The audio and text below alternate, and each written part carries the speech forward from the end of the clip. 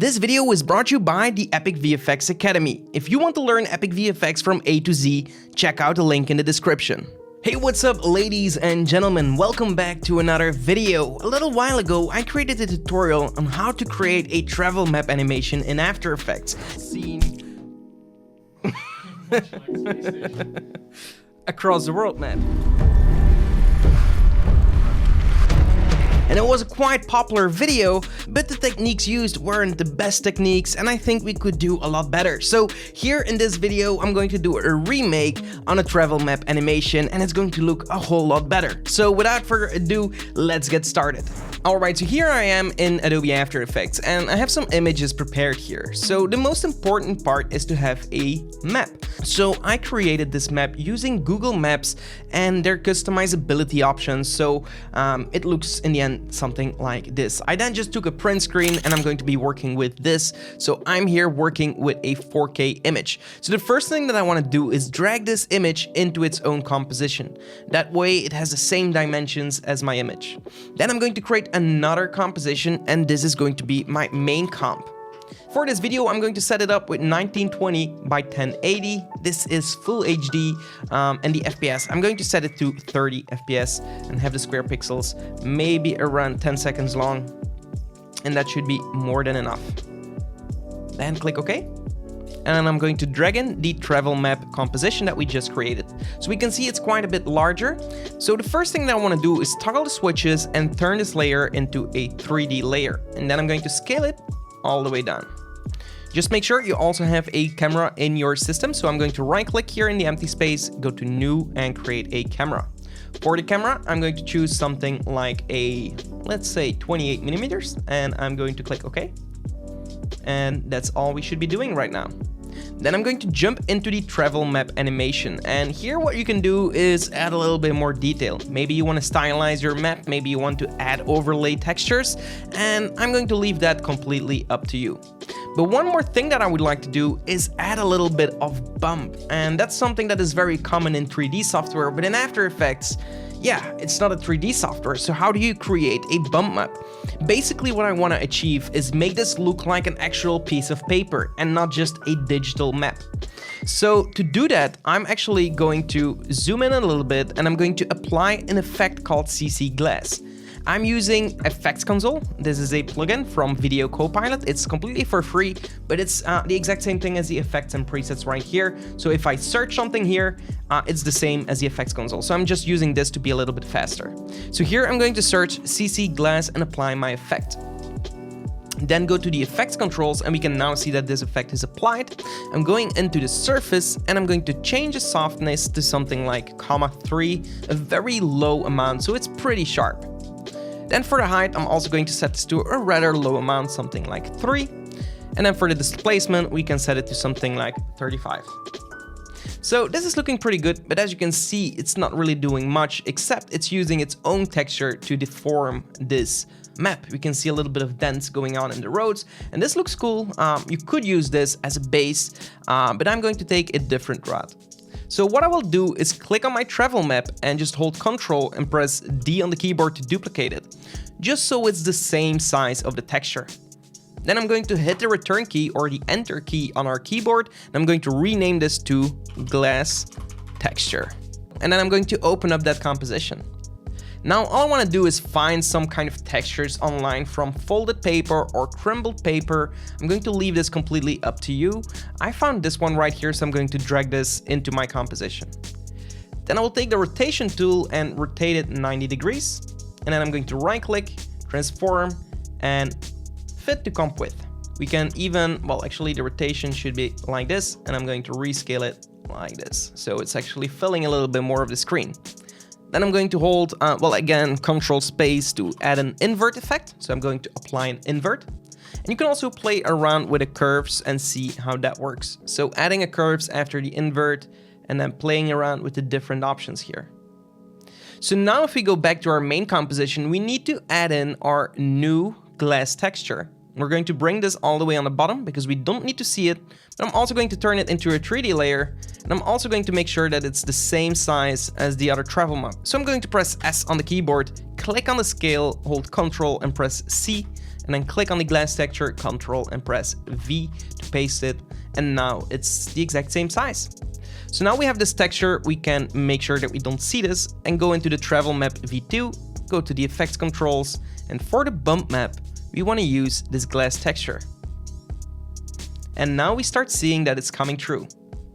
Now, this works best with real lights. So what we need to do is create a 3D light in After Effects. So I'm going to right click in the empty space and create a new light. Then I'm going to just click OK, or we can go into the color, go into the warmer orange tones, and just give it a breeze of warm color. There we go. Maybe the intensity of 100 should be okay, and we're going to click OK. So right away we already see that this light is affecting our thing, our map. So I'm going to play around with the position and see what different looks we get. So maybe by putting it a little bit closer, maybe a little bit more over here. Maybe we want to have different types of reflections. Then we can also duplicate this light and press P on the keyboard and maybe move it over all the way to the other side. So I can also hold Shift so it moves a little bit faster, and then move it up, for example. And now we're starting to get a little bit more depth in our map. Furthermore, we can go into the travel map again and then go to the light tab. And then first, before we can actually see the lights affect our glass, because now it's affecting the 3D layer, but not the glass, we need to change the light using to AE lights. And if we click OK, we're going to see a change. Boom. So now we are starting to see these reflection hotspots on our map, and this is actually really cool. This is exactly what we want. So if we move these, we're going to get different results. Again, you can bring them closer if you want. I'm not sure why it's actually all the way over here, but yeah, I can just bring it over and maybe make it a little bit bigger. And yeah, just play around like this, and this is going to give you a much more realistic look. So what you can do now is, of course, play more with all these textures in here, maybe see the difference between an invert and a non-inverted, less contrast, more contrast. So you're going to get completely different looking results if you do completely different things. That's just a given. I'm going to apply a little fast box blur maybe of like 1%. And let's see if that does something to smooth things out. Maybe that's a little bit better for paper, because paper doesn't have that much detail or finer detail. Maybe half of this. So I'm going for 0.5. And so it's a lot of playing back and forth and just seeing what works. Every map and every texture is going to get you different results. So it's going to be playing around. So another thing that you can do is open up the shading tab and play with the specular and the roughness and metal. I think that these three are the most important ones. So playing a little bit with spec, for example, and I'm going to play with the roughness, see what I would like to use. So you can also go into your travel map and duplicate your travel map, and for example add a find edges effect to it, apply a tint effect to it, and then maybe an invert, and maybe get completely different looking results for your map. So I'm just showing you a few ideas how you can modify things and get even better looking results. So even by setting this to multiply, taking off the invert, for example, and then pressing T on the keyboard, lowering a little bit, you're going to get some more fine detail on the edges. And that can also work to get a little bit more detail in your map. It's just going to give you different looking results, and I find that this looks a little bit older, a little bit more detailed. So I'm digging this. Now what you can do is right click and create a new adjustment layer. We can bring this all the way on top, and I'm going to call this vignette. And then we can create an ellipse tool. So we're going over here to the rectangle tool and choose the ellipse, double click it. And then we are going to set it to subtract this mask. And then if you open it up, we're going to feather it quite a bit.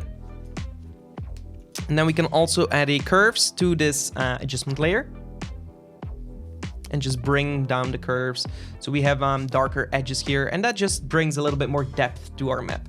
So on another adjustment layer, we can add another curves, and maybe you want to add a little bit of brightness, a little bit of darkness, so you have more contrast. And then you want to take maybe out some red color, so we have more. We're going more in towards the blues. Maybe take away some greens, and maybe bring in the blues. And there we go. And just playing around with that is going to get you different results as well. So once you're satisfied with the actual look of your map, what you need to do next is create your path. And to create the path, we want to make sure that we have nothing selected. So I just close everything down, click here in the empty space, and I'm all the way at the beginning of my timeline. So I'm going to click on the pen tool, choose a position I want to start from, maybe for example right here, and I want to travel all the way here. So I'm just going to either click over here, so we are starting and we're doing like a little bit of an arc, and we're ending over here. So something like that could work. And then we're going to click on the fill, and we're going to give it none. Click OK. And for the stroke, we're going to click here, and we're going to give it a stroke. So now we have our stroke path. This is going to be our path. You can always click on one of these points and change them still afterwards. Maybe you want things to look a little bit different. Maybe you want it to go all zigzaggy. So that's completely up to you. Yeah, you're going to have to choose that. Maybe this one is also pretty cool. So once you're satisfied with the final result, we can open up this arrow and go into the contents. And so right here we have created the shape, and we can add something by going to this arrow right here. What I would like to add here is click and add a, let's see, trim path. There we go. Now we added the trim path effect for our path, and if we open that up, we also have a start and end frame. We can set the end frame to 0 and create a stopwatch keyframe. Then we're going to move to around 7 seconds and set this all the way back to 100. And so now I'm going to select both of these keyframes, and I'm going to smooth them by right-clicking Keyframe Assistance and Easy Ease. Alright, so while this is rendering, let's talk a little bit more about the Epic VFX Academy. Inside the Epic VFX Academy, I take you through how to create Epic VFX from A to Z using industry standard tools such as Adobe After Effects and Cinema 4D. We also touch base with a lot of other softwares just to understand them, and essentially what we are building is a community where you can find all the information you need in order to create epic looking visual effects. Because we all know we can find tutorials all over the internet, but it's sometimes rather hard to know how to piece all of this together and create epic results. We also have an amazing community on Discord where all of our students get to hang out, ask questions, give feedback on each other, and also collaborate together on awesome projects. We also organize regular Zoom calls where you get to hang out with me and my team, where we feedback your work and where you get to ask all your questions. So if this sounds like something for you, then definitely check out the link in the description below to find out more. The doors to the Epic VFX Academy will be closed sooner than we thought. This Friday is the last opportunity for you to join. We do not know when we're going to be opening again. Alright, so if you want to get your chance, 4 more days to go, check out the link in the description below and don't miss your shot.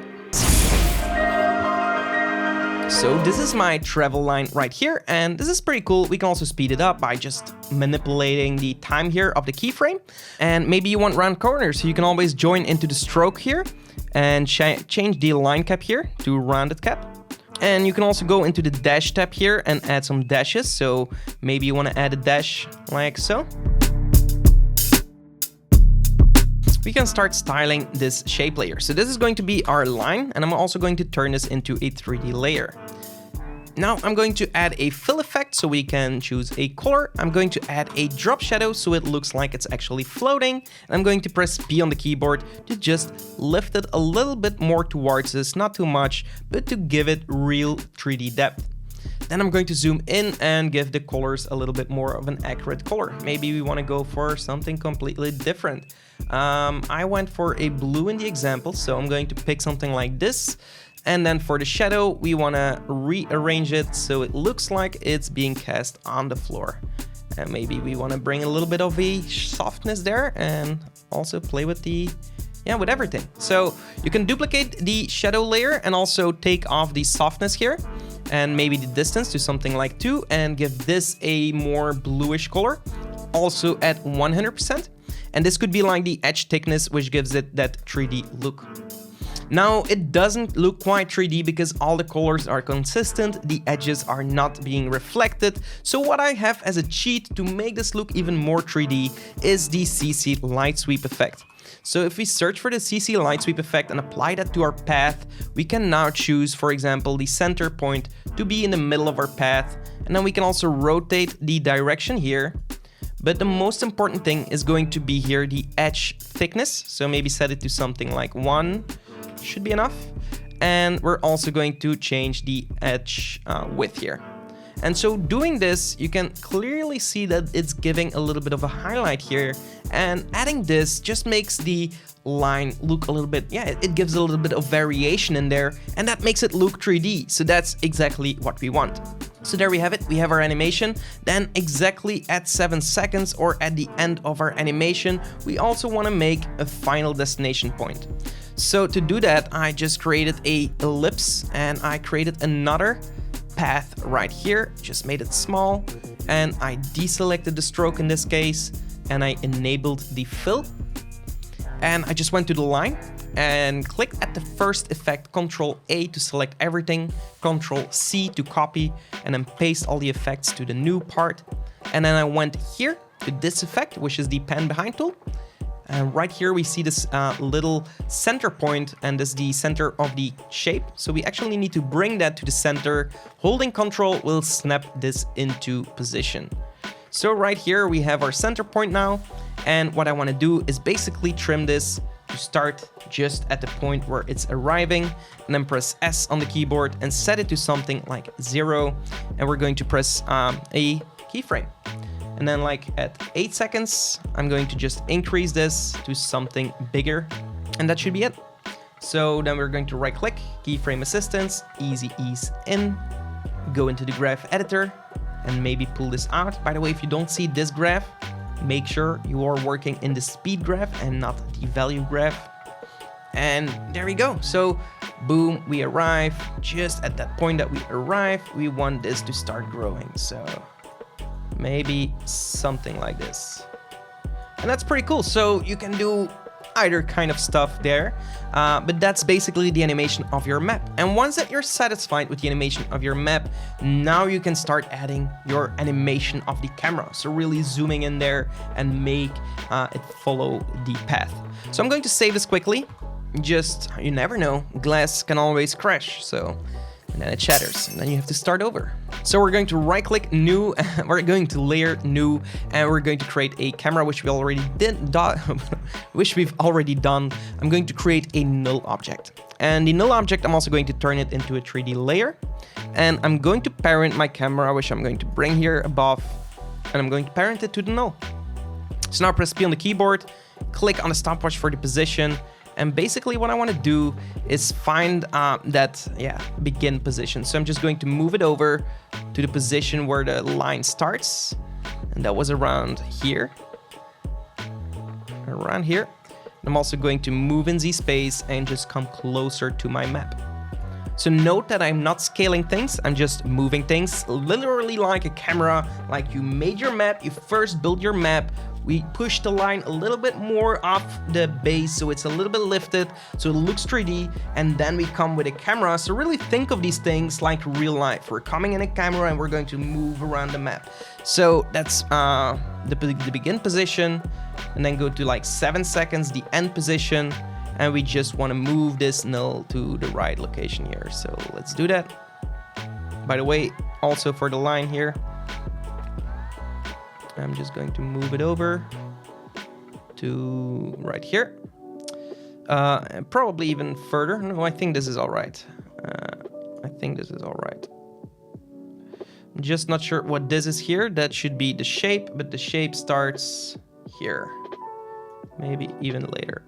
And then boom. Okay, so the problem here is that it was not a 3D layer, so I have to turn it into a 3D layer, and that should solve the problem. Okay, so now it's in the position.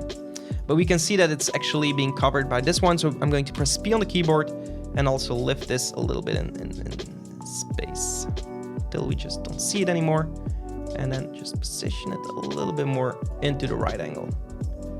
And now we have boom.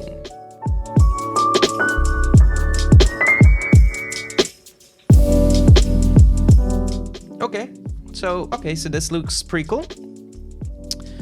We have our camera animation, but it's pretty basic, so it's literally just a pan. What we want to do now is go to the middle and find a nice middle spot. So maybe we want to zoom out our camera a little bit more so we see a little bit more of the map. And we also want to press now R on the keyboard and click on the rotation keyframes, press U on the keyboard. Maybe bring these over to the beginning. And maybe here we want to start playing with the rotation angle. So you could go for something like this, and then we also want to move these things. So there we are starting to see something that looks rather cool. So there we have our midpoint. Let's go back to the beginning, and let's also see how we can make this look cooler. So just playing with the values. I like to do it right here because in 3D it's kind of a little bit harder to navigate. So just dragging the numbers here makes it a little bit easier to work with. And now we are starting to get a nice animation. And boom, we're zooming in on our last part, which is currently right here. Not sure why, because of the rotation here. So I'm going to push it up in Z space here. And maybe I'm also going to rotate it that way, so it looks a little bit different. Okay, so that's pretty cool. Let's do one final preview.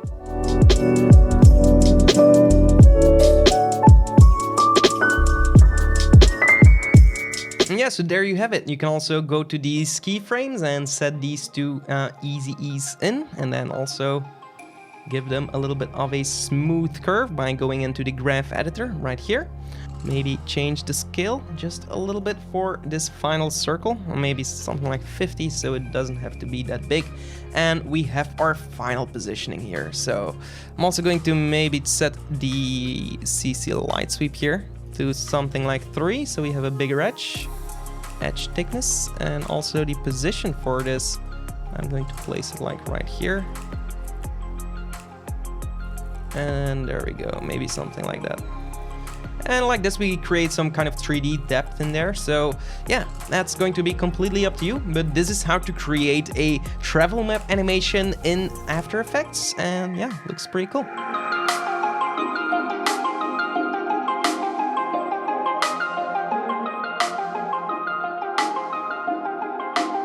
Alright, so there you have it. This is how to create a travel map animation in Adobe After Effects. I hope you enjoyed it. A little revamp of the previous video I've done. If you have any other videos on my channel that you would like to see a revamp on, definitely let me know in the comments below. And apart from that, definitely check out the Epic VFX Academy. A link to it will be in the description. So yeah, if you want to get a chance to create epic looking visual effects, join us and I'll see you inside. Until the next time, create epic videos.